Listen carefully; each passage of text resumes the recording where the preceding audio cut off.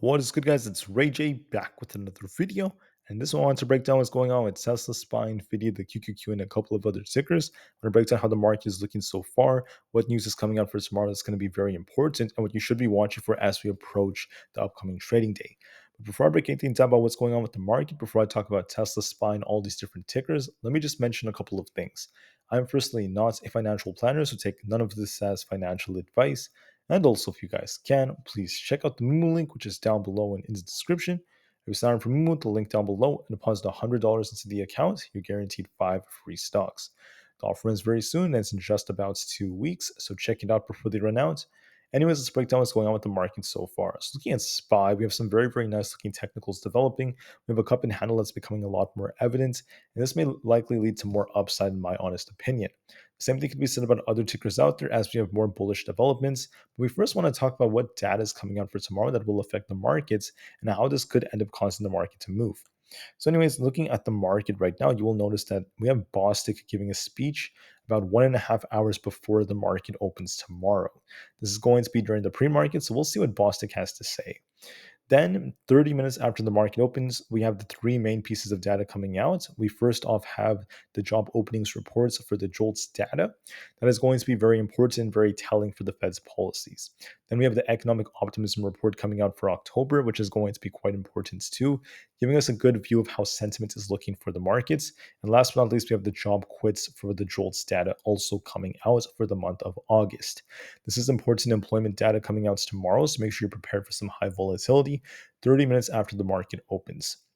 Besides that, that's pretty much it for Monday in terms of the data. Now, I just wanted to go over this chart very quickly because something interesting is going on. As you guys know, the market tends to sell off in September. We tend to be bearish in September, and that's what happened this time around. Then for October, we tend to see the market bounce during the first 1 to 2 weeks, and it's very probable that the market may end up doing that.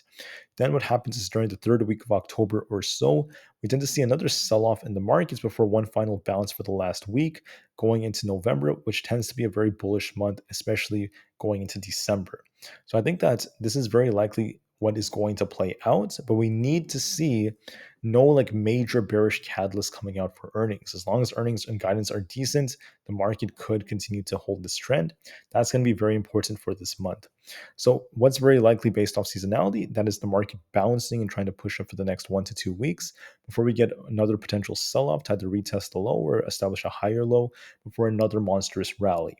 Now that would be the more bullish case. Then we just need to see, confirmation of the bullish trend. We need to see some good data first in order for this to continue.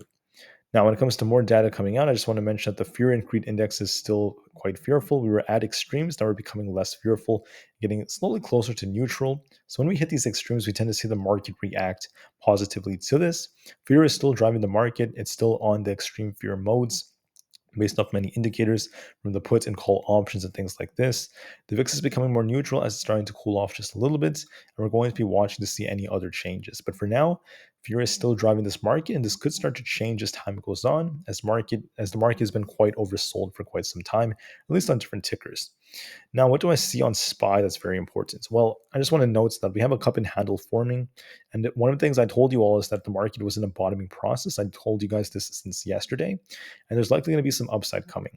SPY came down today a little bit more after Jerome Powell gave his speech. He just said a couple of things, nothing too insane. He just repeated the same things he said before. Then the market started rebounding. We managed to close a little bit in the red, but I think that the market's just forming a cup and handle. We established a higher low right here, and I think that it's very likely SPYs can start pushing for 432 plus over the next day or two. And I'm leaning more bullish overall, and I think it's very likely that's going to happen. If we break below this 424 support, there is a possibility of downside, but I'm not really leaning in that direction as of right now. I think the odds favor 432 plus. Now on Tesla, this is very mixed. So the thing about Tesla was we had deliveries that came out and they were worse than expected, which typically would lead to downside. At least in most cases, that would lead to downside. But this time around, Tesla just had a quick drop and then pumped right back up. And now we have two things developing. On the 4 hour time frame, we have an inverse head and shoulders right here. If this played out, Tesla can be pumping towards 260. And we also have a head and shoulders developing on the 4 hour chart. So you want to be very careful in looking at these two formations. Now, one is most likely going to be invalidated and the other one's going to be more valid. So we want to watch and see which one ends up being the case. I told you guys in the morning that if Tesla closed above 250, I would favor the bullish side. If we closed below 250, I would favor the bearish side. And this time around, Tesla managed to get a decent close. And because the market is trying to bounce, there's a good chance Tesla may get dragged up. And the overall deliveries is not enough to really crash this thing, as Tesla just kind of priced that in really fast. So if that's the case, then the odds do favor Tesla pushing towards 257. We want to see it break 254, though, as our confirmation. If it breaks 254, watch 257 next. If it breaks below 248, there's a risk of more downside, but as of right now, it hasn't done that, and it managed to close above 251. So for that reason, I predict that I'm leaning a bit more bullish, and I think that we might see 257 now on Tesla. I think it's a little bit more likely looking at the current trend and looking at how it's looking. This is also kind of ironic because many investors were expecting some downside after Tesla missed on deliveries by some big margin, in my opinion. The expectations were quite high. Tesla had a big miss, and yet this thing held up quite decently. So very, very nice trap. Very, very good way to delude many investors. And now it looks like the odds favor more upside. But I'm going to be open minded just to be safe. And it's very important to do that. Now, to add on to this, I just want to mention that the IWM on the 4-hour time frame, the IWM has a potential bullish divergence developing on it.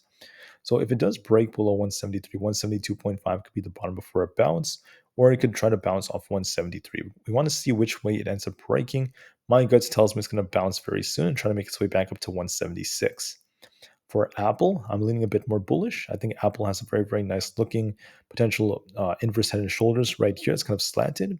Could even be a cup and handle. I think the odds favor Aapl pushing for 175 plus. If we break below 172, I could turn more bearish, but I'm not leaning in that direction. I think 175 is coming. For the QQQ, I'm leaning in the direction of this thing breaking above 362 and potentially pushing for 365.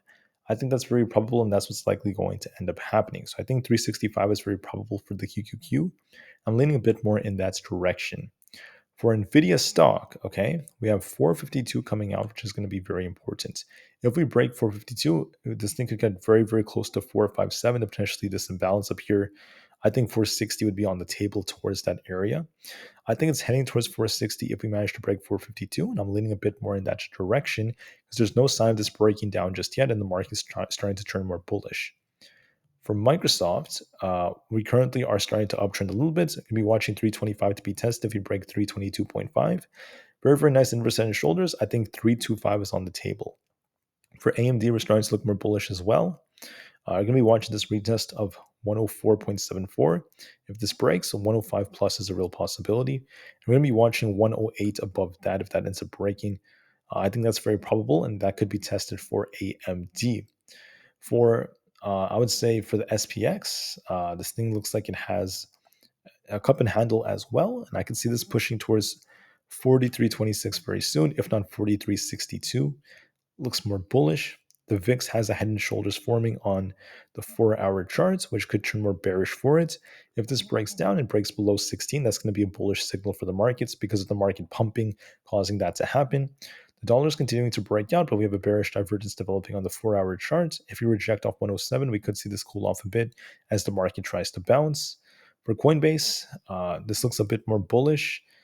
This thing has been cooling off just a little bit. We got this big gap up before it came down.